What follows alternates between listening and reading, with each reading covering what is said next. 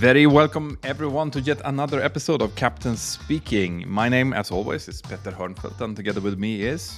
Ben Watts. Welcome everybody. Hope you're having a good week. Cool. Ben, how's your week been so far?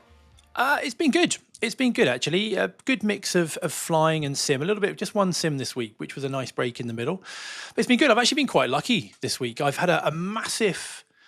big week initially planned, big 4-sector day. So you look at your roster, you open it up, and you're like, okay, yeah, here we go. You need a sip of coffee just to open the roster. But I look at it, and I mean, it's good. I had one day of training. The rest of it were just normal days, so that's quite nice. But I've been really lucky, actually. What I've found is, well, lucky, unlucky, depending on which way you look at it. But the first two sectors, I actually got some fairly significant air traffic control delays. There was a few strikes around Europe today. There was Denmark, there was France, unusually, and we ended up getting either sector 1, sector 2, getting a big delay.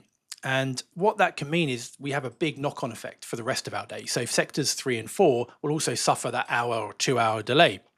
So what the airlines try to do, particularly the large airlines that we fly for and so on, they've got the resources to minimize that delay. And what they'll often do is they'll commission a spare aircraft and a standby crew, and they'll get them to fly our sectors 3 and 4 on time. Yeah. And we will often be unbeknown to us. So we'll be on our flight home from wherever we're coming from back to our base. The flight's already departed for sectors 3 and 4. We'll get back on stand, we'll get our EFB up and running, get it connected again, and we'll see our last 2 sectors have disappeared. And you're like, we're going home. We're going home halfway through. If you're the captain, that's how you react. And if you're the first officer who really want to fly and want more sectors and experience, they will say, oh. Generally, the cabin crew are doing a happy dance down the back. Yeah, and exactly. The cabin crew will be super happy. And the poor people that were either on standby or were doing just a short 2-sector day and was now given another 2 sectors on top of that will not be very happy. I remember this as clear as day. It's the polar opposite, isn't it? You come back after a nice 2-sector day at like lunchtime and you think, I'm going home, we got plans, and then you'll open up your EFB and you'll be like, we're going to I'm going to Denmark or whatever. Yeah. I know this, but this is the life of a pilot. This is kind of like when you're working, you have to mentally just kind of prepare for, I'm going to work the whole day. And if it turns out that I'm home early, great. Turns out that I'm home late, well, that's just the way it is. So you have to be flexible in this way. Yeah, it's so many variables. And when we're talking about flexible, actually, this is one thing that I know Navin, our producer that's sitting here in the background, has been telling us, putting the stick up and said, you have to say this.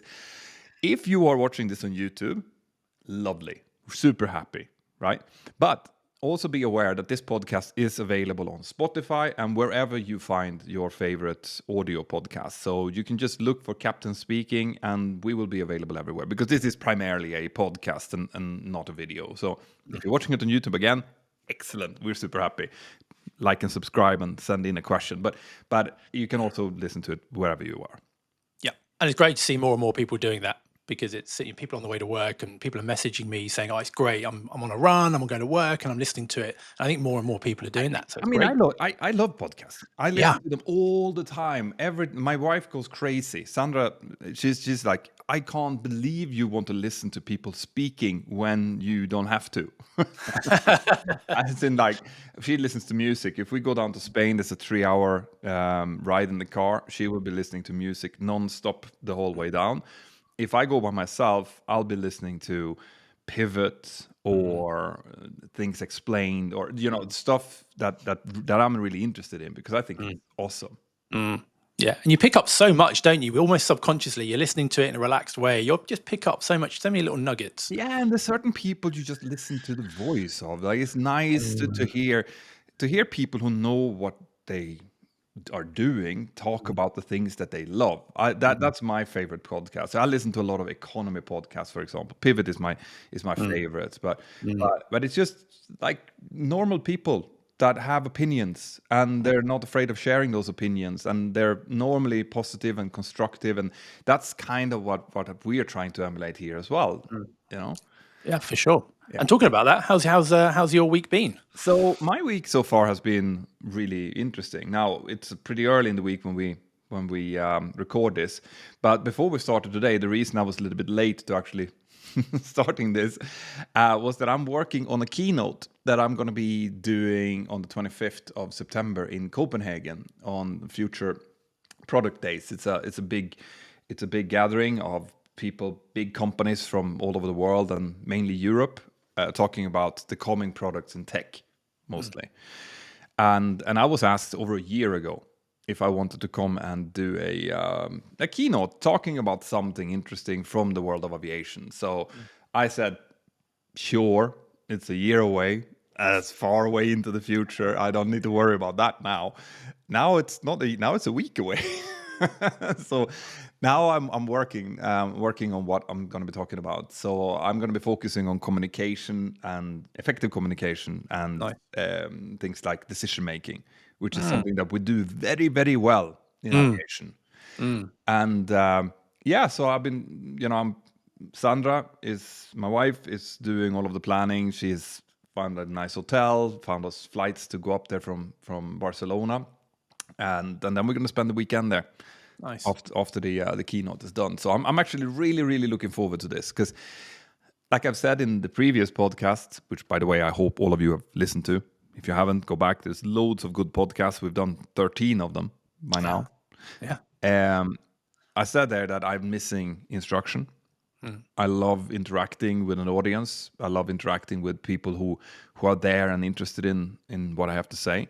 So doing these kind of keynotes for companies or for these kind of gatherings is something that I'm super, super looking forward to. Nervous? Yeah. But I'm looking forward to it. So what's going to be the structure then? What are you going to kind of be focusing on? So you're going to be just going kind of in shut, because the way we communicate in aviation and the way we make decisions is not normal, is it? No. It's not.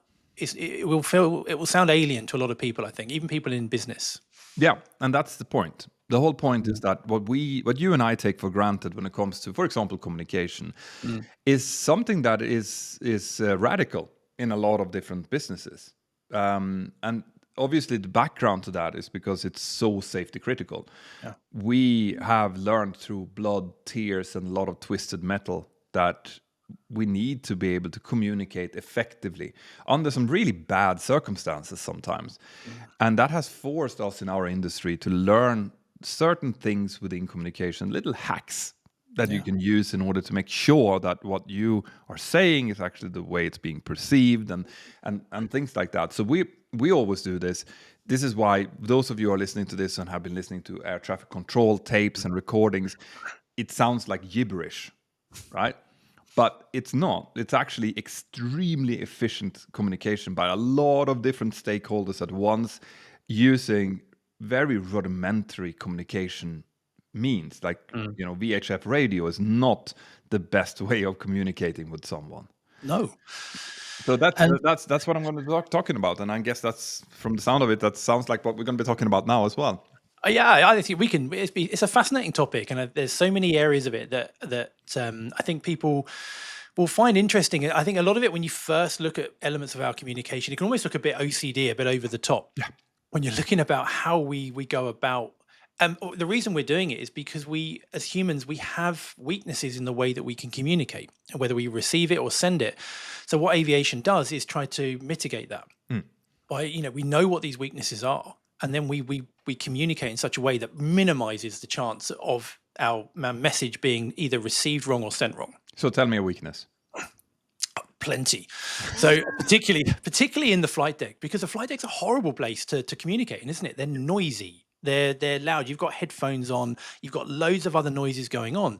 So there's so many barriers to making communication clear and effective. So when I'm talking to you here, I can see you. Yeah. You can see me. You can see that the way I'm presenting it, my body language, you can see that the way I'm saying it, you can hear the way I'm saying it. You now take that away, so I can't see you, because when you're sitting next to me in a flight deck, you're, over there or over there. And you're facing forward. And we're facing forward. Yeah. Absolutely. So immediately what you're seeing here is removed. And what percentage, what percentage of communication is actually the words we say? So, there's a lot of different schools on this, and there's a lot of different theories. It depends heavily on what the subject is. right? So if you know, but if you're having a normal conversation with someone about any given topic, then around 55% of what you communicate comes through body language. And another 38% comes through the way that you say something. So, Ben, you're looking really good today. Or Ben, you're looking good today. Are two completely different meanings, Yeah. Yeah, right? absolutely. So that means, what that all means is, if you put it together, there's only about 7% of the meaning that comes through the actual words we say. Now, as I said, it differs depending on subjects and things like that. But human communication is so enormously dependent on body language and tone, which is, like you pointed out, very, very hard to get through properly in the cockpit. But also, if you're going to do it over VHF radio, when you're talking to air traffic control, you're taking away all of the body language and almost all of the tone. So this means that we now have some of the most critical communication that we receive, direct orders on how to fly to avoid collisions, through a means that takes away 93% of our way of communicating. Yeah. So how do we do that? Well, there's a number of ways, and with the one of the keys is standardization, is to try and keep it as standard as we can, whether that's internationally standardized radio telephony rules that we try to adhere to, or whether it's within the flight deck, we have standard SOPs, standard operating procedures, and we have to make sure of a number of things. One of the biggest causes of miscommunication is where you receive what I'm saying in a different way than I intended it. Yeah. My wife will say the same. Say again? My wife will say the same. Yeah. Yeah, it is. It's the standard way of doing it, particularly when you remove all of these normal ways of communicating. So what we do is we have this, what we call a closed loop system. So rather than me just tell Petter, we're going out now, whatever it is, or whatever we're going to do, we then, Petter's going to process that. He's going to understand it in a certain way. And then to ensure that he's understood it in the same way that I intended it, he will then send that back to me in the way that you perceive it. Mm-hmm. And then I'll process that and either go, yep, or hang on a minute, no, there's a miscommunication here. And then I will then go on to clarify that misunderstanding. So it's called a closed loop communication system. And it's something that we do every time we talk on the radio. So if I said to you, Petter, Butter 01, climb to flight level 370. Climbing flight level 370, Butter 001. There you go. Without even thinking. So you'll reply back exactly what the clearance was with your call sign. And the call sign's super important, particularly when you're working in very busy airspace where you might have loads and loads of different aircraft from the same airline. And if the same airline, they're using the same call sign. And sometimes the call signs are really similar. Yeah. You might have an 87 Hotel Quebec and you might have an 87 Romeo Charlie, but you hear the 87 and you're like, okay, that's me. Yeah. And then now that aircraft is climbing. So it's really important. But ATC have to listen to that return, because if they don't spot it, that aircraft is going to climb the wrong aircraft, or both aircraft are going to get that clearance. Yeah. So this is what I was referring to when I said, if you're listening to air traffic control communications, is that it sounds like a lot of gibberish and a lot of repetition of the same thing over and over. But actually that forms part of some of the most critical part of communication in itself. So in a true closed loop, there should actually be a third call as well. So you have the sender sending the message. That's, for example, air traffic control saying climb flight level 370. You have the receiver reading back, climbing flight level 370, Butter 001. And then it should be a third message coming from the original sender saying just London control or something like that. Because that will tell the receiver that he or she has indeed understood the message correctly. Right now, you have a proper closed loop. But the only place in the world that I've seen air traffic control do this is Finland. Really? In Finland, they do that. I didn't know that. You notice next time you fly there that they read back when they get the correct read back, they say their call sign again as a third loop. Okay, which is super, super interesting. I'd not clocked that before. No, but it's funny because it comes like an extra call and you're not expecting it. It's like, why did they say temperature control? Like, yeah, it was the confirmation. Interesting. Yeah, and of course, like it's interesting to see if you would watch inside of a cockpit when this communication from air traffic control comes, you would then see the continuation of that communication inside of the cockpit. So, like for example, I am pilot monitoring. So that means that Ben is pilot flying and is flying the aircraft. This means that I am taking all of the air traffic control communication. So London Control tells me, Butter 001, climb flight level 370. Yeah. I will read back flight level, climb flight level 370, Butter 001. At the same time, what will you do? So what I'll now do is I will set flight level 370, which is 37,000 feet, in our mode control panel, which is what the aircraft will command, what it commands the aircraft to do. So it will make sure the aircraft will level off whatever I set in that window. So I'll set that and keep my finger on it. And I do not remove my finger from that control knob now. Cool. Until. So now, yes, pilot monitoring. I've read it back. Air traffic control has not said anything, which means, generally speaking, that was the correct correct read back. Then I will look up and I will verify that what I heard corresponds to what Ben also heard. Yeah, there's two of us. The way we know that is because he has set it. Yeah. Okay. So you will say set, and I will say flight level 370 checked. Yes. Now you have that closed loop going through not only from air traffic control to the cockpit, but also intra-cockpit. Because without that, if for example, you say you have set 360 or 36,000 feet, now we have a problem. We do. Now something has happened here. You have listened to the same radio call that I have. You've heard something different. There's a high likelihood that I heard the wrong thing or that you heard the wrong thing, both of which is unacceptable. Yep. So now, without saying anything, I will go in and say, London Control, Butter 001, confirmed, cleared, altitude. And they will come back, Butter 001, obviously, flight level 370, climb flight level 370. Yeah. And you will change it.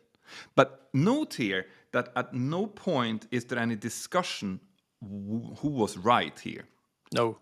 There's no, like you for example, you don't even say 360 set.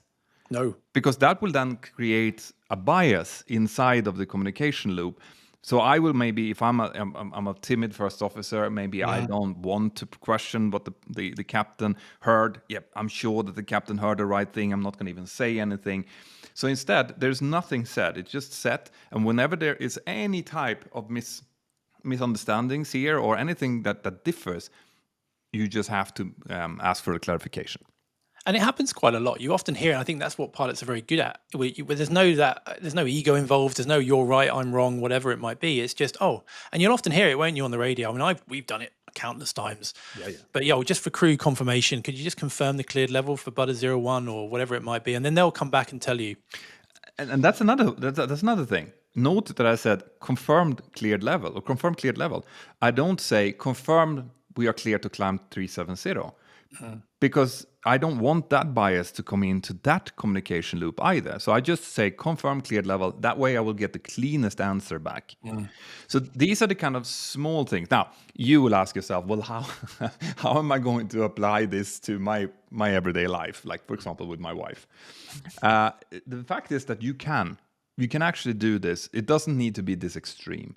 But I would definitely say to anyone, especially if you're holding a business meeting, that at the very end of the business meeting, if you're talking about important things that need to be done, let's say that you have a deadline for a specific task to be completed and it needs to be done by a specific person. Now, you might have spent the whole meeting discussing what that task is and why it's so important for your customer or whatever it might be.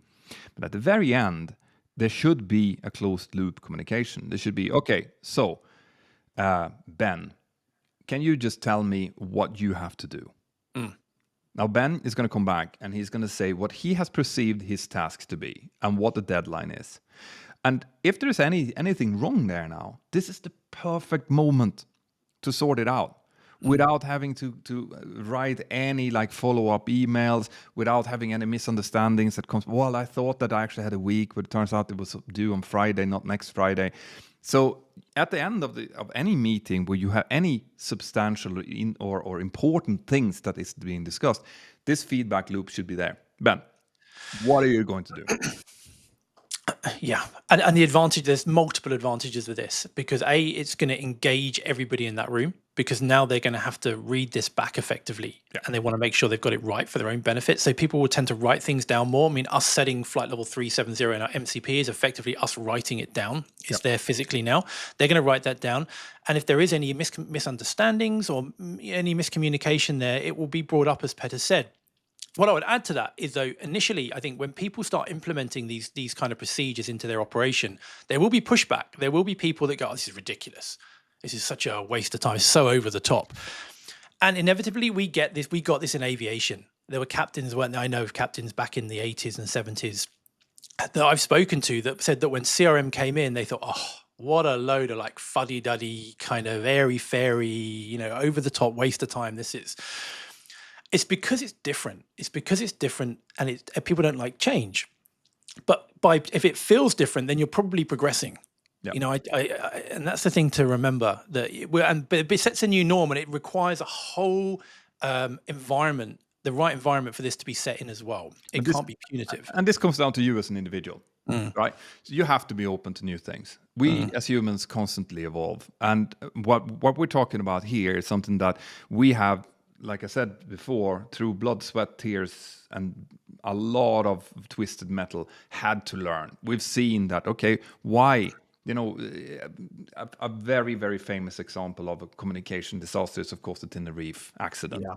I mean, it happened back on the 27th of March, 1977. Yep. Yeah. Well done. Two 747s, one from KLM and one from Pan Am, were they were about to take off from Tenerife North in very heavy fog, and there were miscommunications, both misunderstandings on behalf of the Pan Am, which was on the runway, and misunderstandings inside of the cockpit and with air traffic control in the KLM cockpit, that led to the KLM aircraft taking off with the Pan Am 747 still on the runway in front of them. And of course, because of the fog, they didn't see them until it was too late, and they crashed into each other with 583 people dying as a result. So those are the kind of things that have happened in aviation that has forced us to sit down and look at it critically and say, why? How come that, for example, the Pan Am aircraft did not taxi off on the correct taxiway? How come the captain in the KLM flight thought that he was clear for takeoff when there was even people in the cockpit who was not sure that was the case? I've done a video on this where I went into that to quite some detail, talking about things like biases, for example, which is really, really, really prevalent in communication. But this like closed loop communication, the fact that you always have to speak up when you feel or see that something is going wrong, those are kind of the bedrock parts of communication that has come in due to things like this. For sure. I mean, that the Tenerife change has changed the way that we communicate for takeoff now, hasn't it? Since then, we for example, we only use the word takeoff when we're actually cleared for takeoff. For any other discussion about our takeoff, we use the word departure. Yeah. So after departure, you're going to turn left onto this heading. After departure, contact this frequency. Only when we get cleared for takeoff do we actually say the words takeoff, to try and eliminate any kind of confusion that could happen. Yeah, so it is super important. And what other barriers to communication? Well, we talked about the closed loop now, which is super interesting. But there are other things as well, like cultural biases, for example, or language barriers. Distractions. There's a lot there. I mean, cultural ones and language ones are an interesting one, particularly from a training perspective. Both you and I have extensive experience with training pilots in the flight deck, and we both know that flight decks make terrible classrooms. they're not great. There's so many distractions going on, because you've got to remember, we've got a student with us. Even if this is just a regular crew, you've got your headphones on, you're not looking at them. So that eliminates what we've just spoken about with regards to the normal methods of communication. But you've also got busy air traffic control in your ear constantly, constant talking in your ear, while you're then trying now to talk to your colleague next to you, or even worse, instruct them. So that when you then factor in language barriers, different accents, or culturally the way people say things, it's very easy to get our communication wrong. particularly from different parts of the world. So people can say things in certain parts of the world that can almost seem offensive they say it in such a way that can seem kind of offensive to someone else in another part of the world. Yeah. And we have to get around that, don't we? Yeah, and this is where we come back to the standard kind of words that we use when we speak inside of the flight deck, especially during critical phases of flight. We keep it sterile, right? So we stay away from having discussions about family life and things that are not directly related to aviation. We stay away from that. So we minimize the amount of communication done to only what's important. And what's important uses then standard phraseology. So that even if you have a pretty heavy accent or English is not your first language, you have been tested to have a minimum level of English. This is super important. So we have a grading system from 1 to 6 in how your English is, your English level, and you need to have a minimum of 4 in order to operate in international airspace. So you have a minimum level, and then the next part, which is maybe your heavy accent or just general cultural misunderstandings, can be omitted by just using those standard phrases and adapting them to the situation so that it makes sense for anyone to speak with anyone else in that particular environment, which is super, super important as well. And the value of that can't be overemphasized. We can fly we have such a wide, I think the airline I fly for, we have 65 nationalities. So huge cultural differences, but I could be positioned out to another base or fly with somebody else from a completely different culture, new to the airline. And we operate seamlessly because of these SOPs, because of the way that this is designed. Yeah. It mitigates a huge element of the barriers that come with cultural differences or language barriers. Exactly. It's actually funny to think about just how much has changed in aviation and how we now stay connected whilst we're traveling. Back when I started, I'd land somewhere new and then either hunt for a payphone or buy a local SIM card just to let my family know that I've arrived in one piece. And I remember how swapping those SIM cards in and out of my phone became a constant hassle. That's why both Ben and I really appreciate today's sponsor, Holafly. They are the leading global eSIM provider, keeping you connected in more than 200 destinations worldwide. No physical SIM cards needed, no nasty roaming surprises, just instant connectivity straight into your phone. Their eSIMs are super easy to use, and you can set it up even before you land and then keep your original phone number whilst using Holafly for data, which makes it really seamless both for work and personal travel. Their plans are really flexible. Whether you are away for a short trip or traveling constantly, you just pick the data package that suits you. And if you then need a change, you can cancel at any time, which makes it perfect for people like pilots, cabin crew, frequent flyers, or digital nomads. Basically anyone living a global lifestyle. Right now, Holafly is offering 5% off their general eSIMs and 10% off monthly subscription plans with the code Mentour. Just scan this QR code or go to sim.holafly.com. Thank you, Holafly, for supporting this podcast. Now let's continue. Right. Continuing on communication. So we talk about some of the communication barriers now. Workload. This is another big thing. Workload does not help communication. Workload, I think when you're sitting in the back of a sim and you see the workload goes up, and sims are often designed to push your workload management skills, something we'll talk about actually in a moment, but communication is often one of the first things to suffer. You'll start to see that seamless communication between people suddenly start to break down. You'll start to hear ers and ums, and the listening starts to go. Yep. You're listening, because listening is active. It's not just hearing. We've got to perceive what's going into our ears. That all starts to go. So workload management is key if we want to be able to communicate well.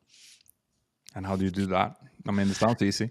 Workload. I mean, for me, workload management is the cornerstone because stepping back a moment, from a pilot's perspective, from an examining perspective, there are 9 areas of our operation that are graded.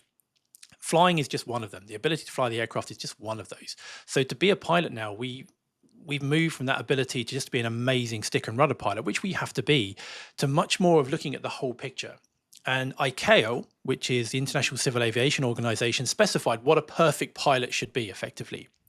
And they've given us 9 of what we call these core competencies. And they include things such as being able to fly the airplane manually, but also things such as communication, leadership, teamwork, workload management, situational awareness, and so on. And they tell us how to be, what you need to do in order to achieve that.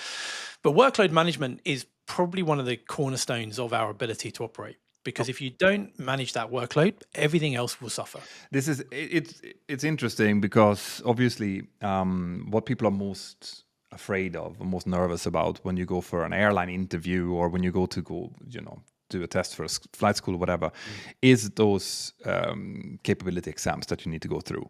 Right, you need to show that you can work under pressure. You can, and one of the reasons we have to do those is because there are quite a few people out there actually who will just not be able to handle the workload in the way that you have to be able to do it in a cockpit. This doesn't mean that they won't be excellent at whatever job they do. It just means that if they are being put under specific pressure, then they might freeze up. I've seen that happening, as in they just do not do anything, do not say anything, they just stop working. And it is super important that we find those people before they start training, because that is a personality trait that, yeah, you can improve it by using techniques, by being well prepared, by being well read up, by knowing stuff. So you can definitely do something about your workload management. But that fundamental ability need to be at a certain level in order to get into the occupation. And if it's not, there might be just tears, because what happens is that you'll then spend a lot of money on your training and end up not getting any jobs, which is the worst possible outcome. Yeah, it is.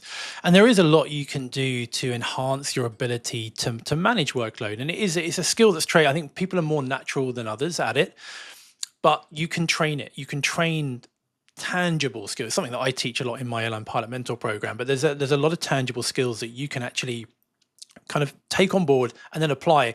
And the first part of that is recognizing when that workload is starting to have a negative effect. Because a lot of people, because it happens very insidiously, it starts to build up. And if you're not careful, before you know it, you're just maxed out, tunnel vision, and it's game over until you can take a break from it.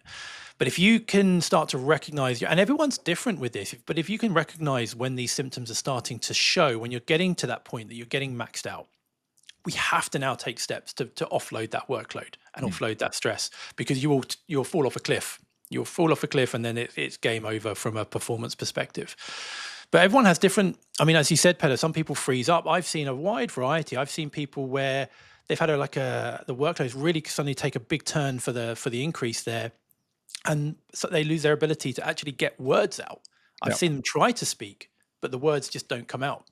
And we all like to think we're Iceman. We all like to think that we're Top Gun and, we can deal with everything. But the reality is we're human. And as stress goes up, our body reacts in certain ways, a lot of similar ways, but we also have some unique ways. And a part of that is recognizing how we as individuals recognize or deal with stress.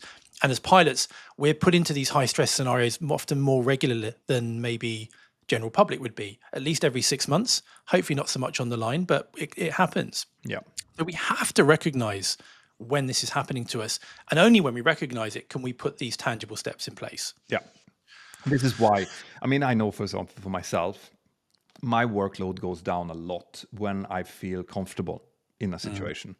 Right. So if I have a reasonably high self-confidence about how I'm going to deal with the situation, and I recognize the smells of a certain place and the way the thing sounds and stuff, my workload capacity becomes much, much higher.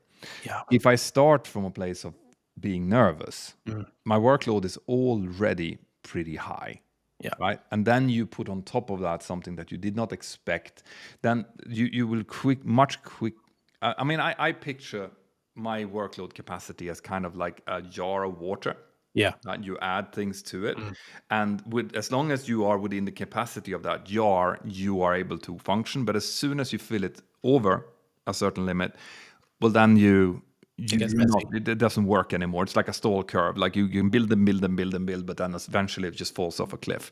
And that workload, it actually fills up. And it includes things like your home situation.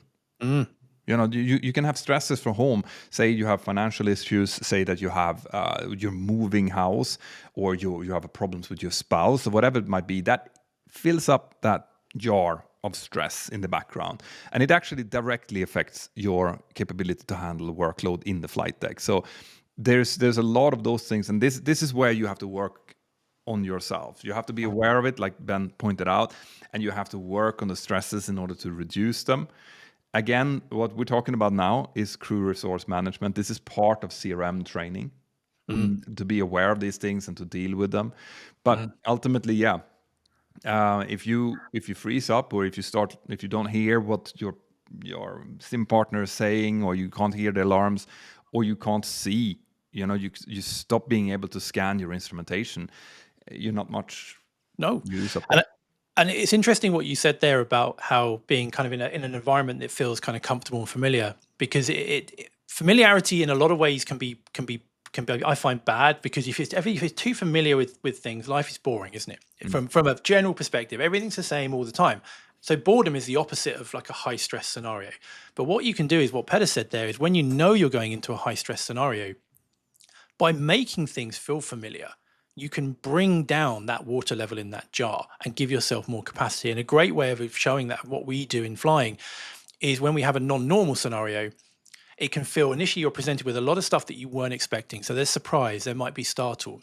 What's going on? Stress goes up, fight or flight might kick in. But what we do to try and make it feel familiar again is have a very standardized way of dealing with it. Yeah. So, for example, if we see a master caution come up when we're flying, Petter, what would you say to me once you've suddenly realized what's going on? State malfunction. State malfunction.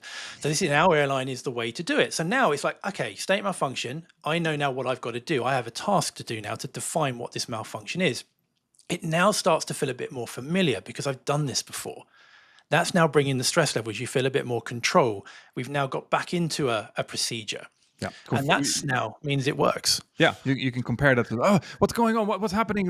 I don't know what all of that. If you come into that same scenario but without defining what to do in a structured way, it just adds to the workload. It creates more chaos. But here, all of a sudden, you can push away that fear or that startle or whatever you got, and just concentrate on that one single task. State the malfunction. Yeah. This is the malfunction. Next step, okay. I say state the malfunction. So what is state the malfunction, Ben? So now I would call what I see. I would go, okay, we've got a master caution. We've got, I don't know, elec. So we've got an electrical problem. I'll know where to look now. And I'll look up and go, okay, we've got a drive, a generator drive failure or something, whatever it might be. And then that will then give you, so let's say it's a source off, which means that it doesn't mean our tomato sauce has gone off. It means that the electrical source that's powering our generator is now not what it was before. So something's failed. Okay. I will end as pilot flying, because remember, these are divided into the roles. The pilot flying is concentrating on flying the aircraft. So as pilot flying, I am handling the aircraft now. I am I'm delegating this part of the job to my pilot monitoring, who has much more capacity to do so. But once he has said, okay, we have a master caution, ELEC, source off, I will take just enough time to look up and verify that I agree with the assessment, because maybe he's made a mistake, but most likely he has had time to look at it. So I'll look up, yep, I agree. And I'll have the source of non-normal checklist, please. My radio. Correct. And then I'll go in to get the checklist out. I'll get that particular checklist out. And then we will very methodically agree that it's the correct checklist and go through each step systematically, which will rectify that problem. So something that seemed, again, that was not too chaotic. This is every day. These are the kind of things that will pop up now and then. But we deal with the most dramatic things in the same way as we deal with something that is not as dramatic. It's a standard failure management procedure, and we do it the same every single time. It takes away you would be amazed of the amount of just pulse that comes down by just recognizing, yes, I know what the next step is going to be here now. I know how to deal with this. And this is also why we have these non-normal checklists, which are created by really smart people, engineers, pilots, test pilots that have been sitting down and done as an assessment of these are the exact step that needs to be taken with all of the different things that you need to think about before you take those steps, written them into a checklist. I don't need to think myself, oh man, I wonder what that source, how that's connected through the electrical system. No, you follow what the checklist does because that's the smartest and best way of dealing with that. And we know that, and we trust the people who wrote those checklists. We do, and by applying that structure, it takes something that was completely unknown,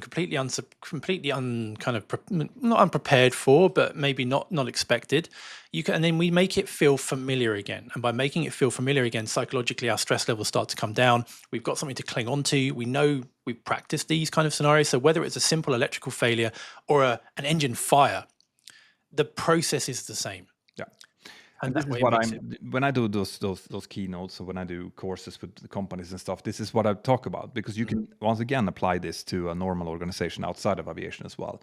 You can, most of the time you will find that your particular business has particular things that happens to you. There might be a front-facing employee that handles a really angry customers. Someone calls up and screams about something. Well, if you are to try to reinvent the wheel and apply a new procedure every time that an angry customer calls, you are most likely not going to do it in the most optimal way. But if you have a procedure in force, you have steps to de-escalate the situation, to ask the right questions, make the customer feel seen and heard and respected, and abstract or get out the information that you need from them in order to start dealing with the problem. This is all stuff that you can prepare for. This is all stuff that you can have a little checklist for. These are the questions you need to ask. You follow this through. So it will work the same in any industry, not just aviation. It's just that it's not, because people do not realize that there is a necessity for this, or that you can do things much better if you actually do. Wait, I'm on a rant now. So let me go. No, but coming back to just talking to your spouse, like when it comes to communication, if we go back to that, if you would actually read back every instruction that you get from your wife or husband when they give it to you, you'd be amazed how often they will say, "That's not what I meant." And you don't do it like a robot or like a pilot. You're gonna sound like a nerd if you do.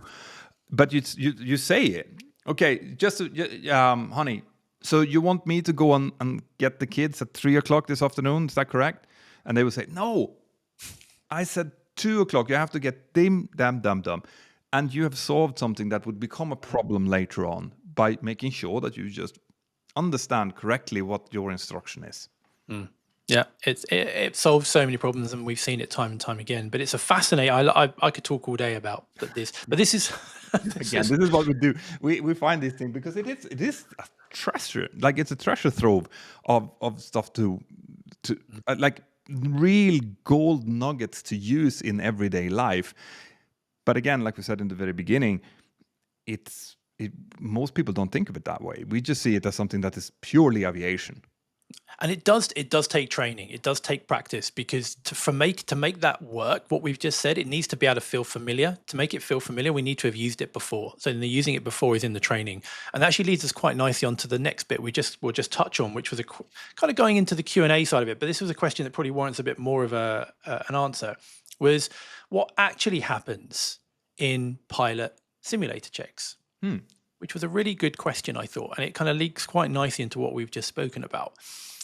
So, do you want to maybe just explain a little bit more about why we have checks, or how often we have checks, and then kind of we can go into what's included? No. Yeah. Right, everyone, ladies and gents, I'm going home. Right.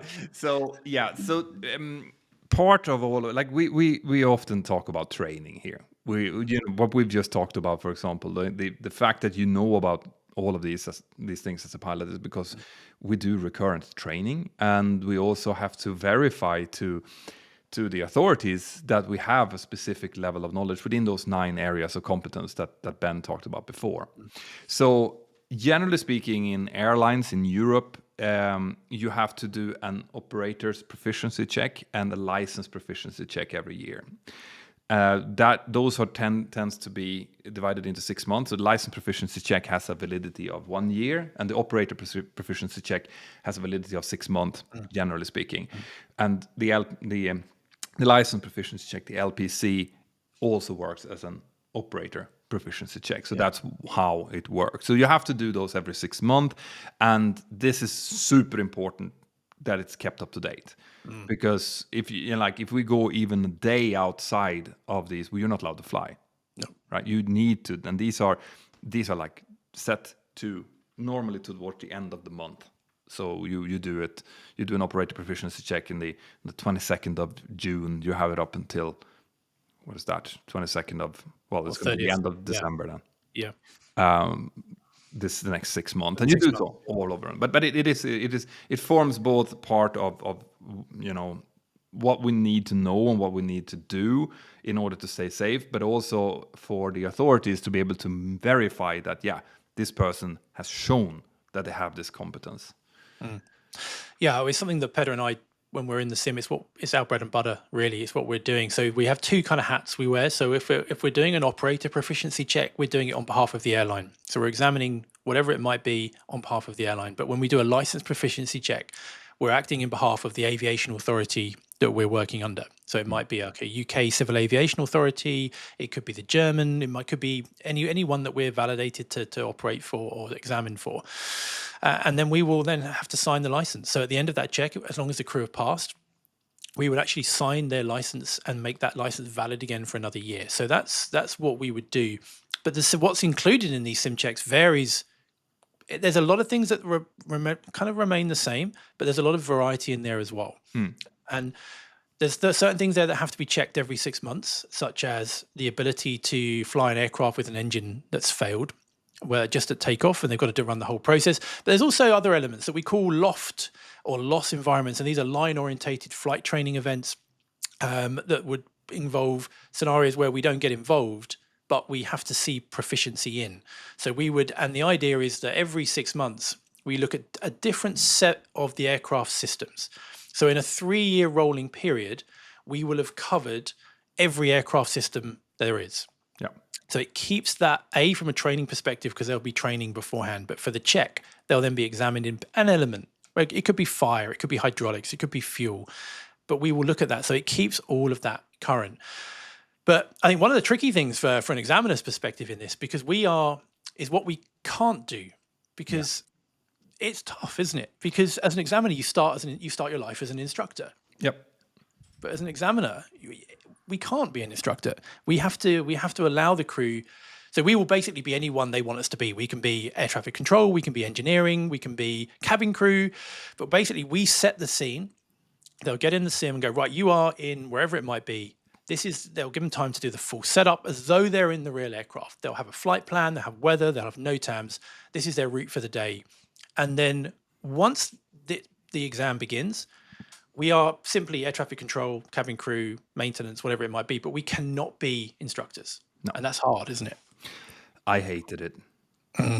I am an instructor at core and heart, and the thing would become I loved being an examiner, but the actual, I just feel bad because you see when it's about to go wrong and why, and the only thing that you can do as an examiner is write it down and hope that they will sort it out, because as an examiner, you're the gatekeeper, and I am keeping the gate to only allow people to fly that I would put my family on an aircraft with.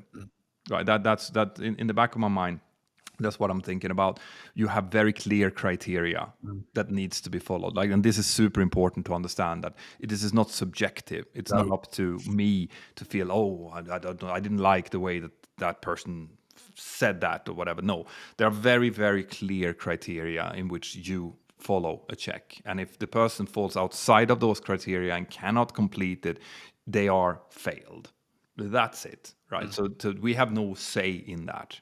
But you also, that there is a little bit like you have to think about what you're seeing, because there are marginal situations as well, or areas where we as an examiner are allowed to retest certain things.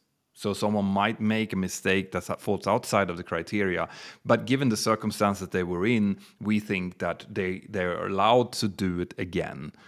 So we give them a different chance without instructing them how to do it. They still have to show that they know it, but we give them a chance. Now, that is up to the examiner to do.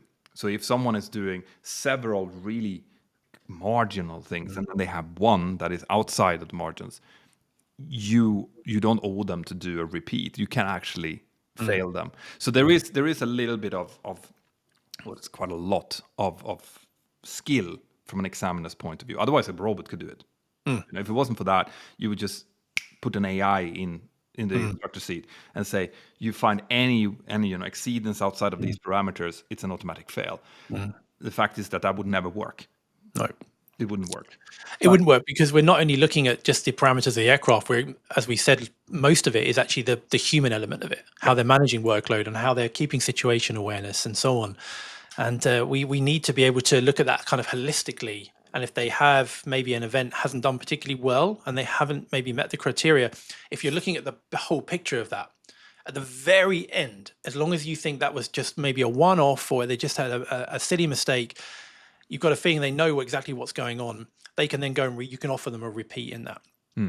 But thankfully, this is rare. Thankfully, this is a super rare thing to happen. But it's really important. And the rare times it does happen, the crew generally are pretty receptive to it. And I've had experiences where a crew have come to me where a long time ago, actually, where someone didn't do particularly well in a check, blah, blah, blah.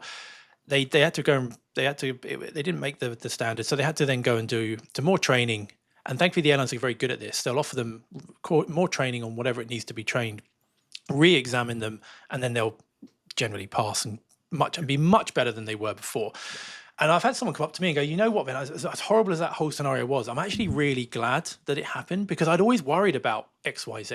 But now because I got some proper training in that, focused training on that, it doesn't bother me anymore. I'm really happy. I can nail it now. And they're so much better for it. And that's obviously exactly the kind of feedback that you want to hear, because I don't think I've met a single examiner that likes failing people.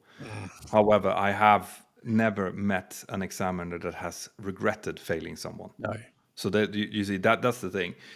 Because you fail when you feel that there is a safety issue here, and then the airline will examine why that happened, and like you say, they will give extra training to make sure that they get up to the standard. There's a way that you can have a certain amount of failure items, and then be just retrained and re-examined on those specific failure items. But then if there's more than a certain amount, is it 5? 5. 5, yeah. So 5 fail items. More than that, you have to redo the entire check again and show that you have the competencies on all of the other areas again. So there are base you can have a partial pass, which it's called when you have just less than 5 fail items, or you can have a full fail, which is when you have to redo the whole thing again, which is incredibly rare, and with training in between. Absolutely. But I think that it's super important for people listening to this to understand, and I think I speak to most TREs when it comes to this, and that no one goes into a simulator trying to find ways to fail someone. I've never come across an examiner like that, and I hope they don't exist. No. You go in with a blank face, and I always hope that they're going to do well. Those are the best checks, when you come out and you get to pat them on the back and say that was, I even learned something, that was awesome, like really great to see. But you're also never afraid of putting fail down if you feel that it's necessary. And this is, when it comes to making sure that aviation stays as safe as it is, these are one of the cornerstones of that, for sure. And thankfully, gone are the days where we just make up scenarios where we can just go, we're going to chuck this and chuck that, and give horrendous combinations of failures. Those days, do you remember scenarios where crews would get like a hydraulic failure, engine failure, instrumentation failure? I think I've mentioned that on the check. I think I mentioned that on an episode before. I had a check once where I was a first officer at the time, and I had a takeoff captain incapacitation that turned into an engine failure, still captain's incapacitation, So I had to deal with all of the engine failure stuff by myself, fly in, not being able to see, going around single engine, captain incapacitation, and then getting a terrain warning in the go around single engine. That it was like you just work. That's the thing. You're faced with this. You work. You apply the procedures the best you can, and you try to get the aircraft down. But it was impossible to know whether or not I had passed or failed. No. That was important because I knew that this is not possible. I don't even know what the criteria is for a single engine terrain escape maneuver. Like what is the aircraft even supposed to do? But that was back in the old days. And the examiner, I talked to the examiner afterwards, and he explained that he had a method for it, which was to add on more and more and more and more workload to see how to grade, which of course was cruel and inefficient. But that was back in the day. But thankfully nowadays it's very prescribed what we do. We don't have the ability to deviate from it. We shouldn't do. So it's all very well crafted and thought out to look at certain areas, A, technically, and B, from a core competency perspective. So it's very, very prescribed, very, very down the line. And the grading, as Petter said, is super objective. Yeah. Well, that's interesting as well, because grading, I think people think, well, that at least has to be up to each examiner. But it's not. We have like grading criteria. You go in and you look at each part of the check, and then you can go into a matrix and look at, okay, so what is a good, what is a very good, what is an excellent grade, and it tells you things like the student always shows good situational awareness, always know the applicable procedures, always helps if like. And you see that, it's like, yeah, but no, actually, he did always know the procedure, but he didn't always apply it correctly. And then you go down the step, and it's like, very good. The student almost always does this, and almost always does that. It's like, yeah, that's him. This is the grade.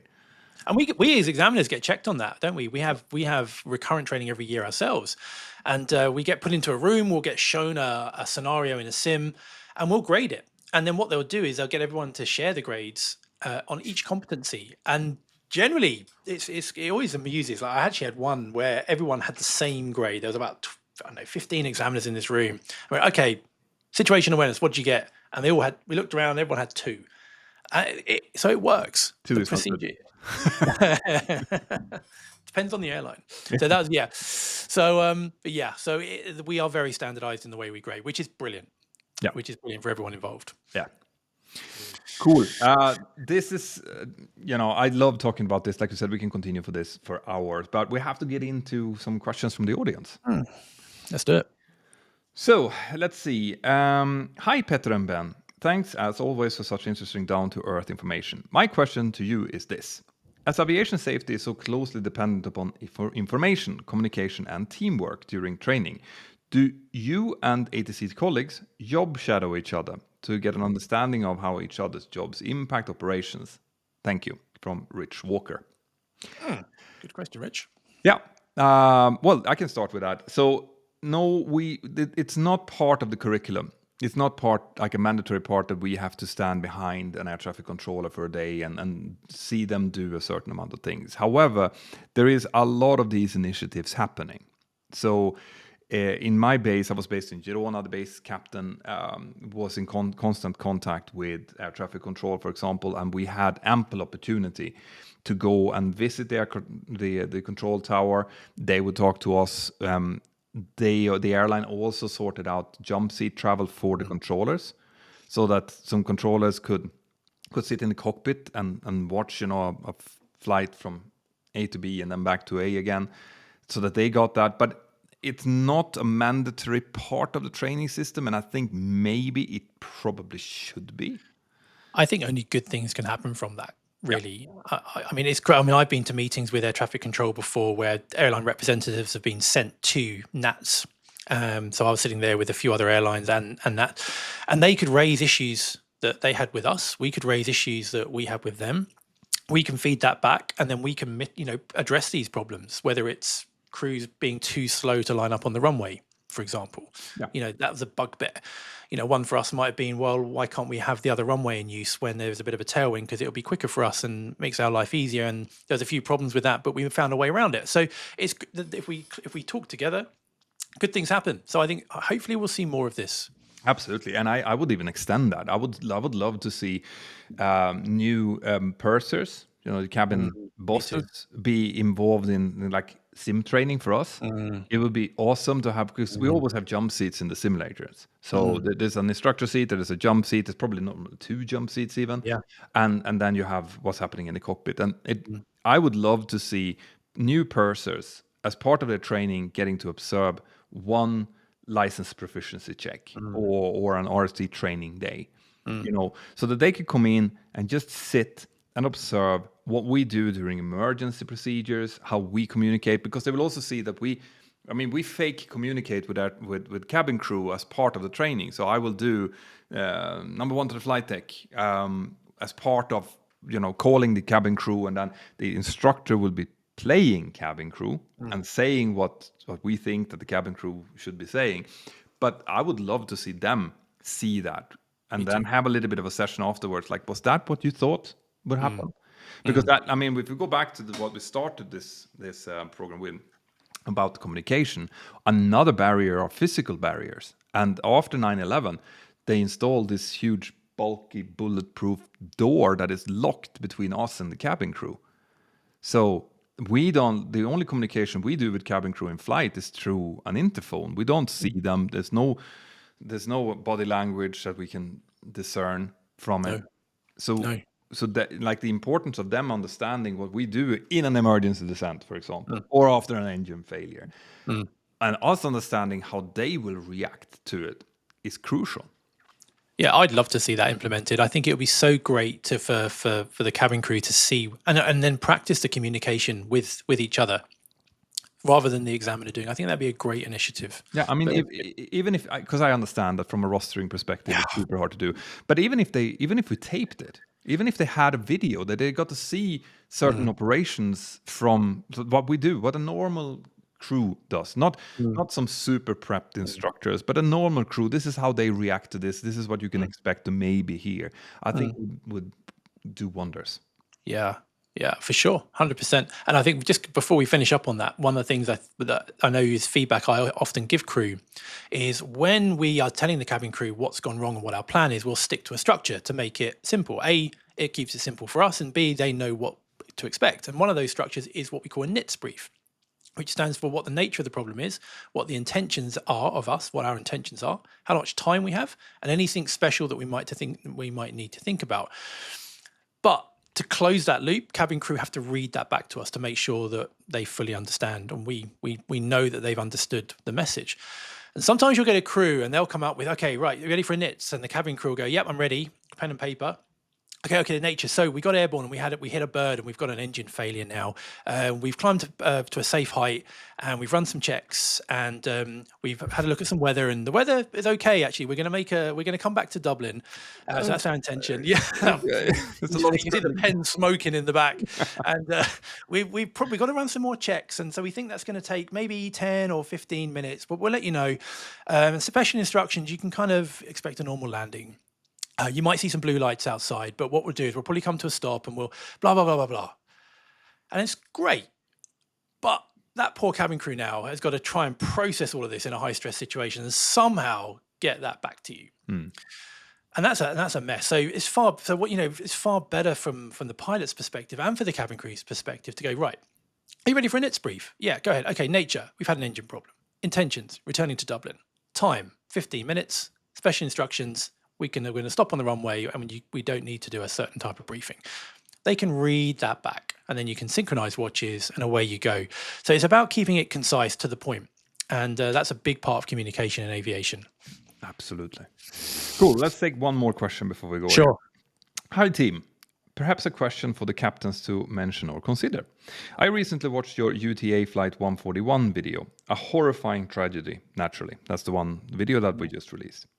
I had a question. Why don't aircraft have weight sensors on their wheel assemblies to show the pilots the true weights of the fuselage? Kind regards, Jeremy. Yeah, so Actually, I believe that some of the more modern jets actually do have think they do. weight sensors now. And obviously, those are subject to cross-check, as in like we have our primary system, which would be our load manifest, our load sheet and stuff to use. And those would be just kind of a fail-safe.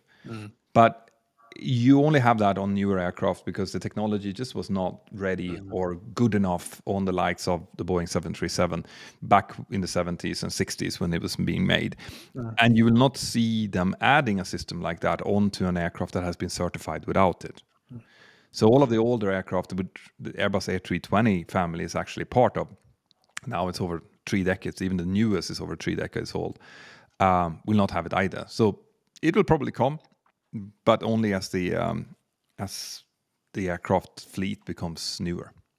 Yeah, it's a good observation, but unfortunately not at the minute for most of us anyway. No.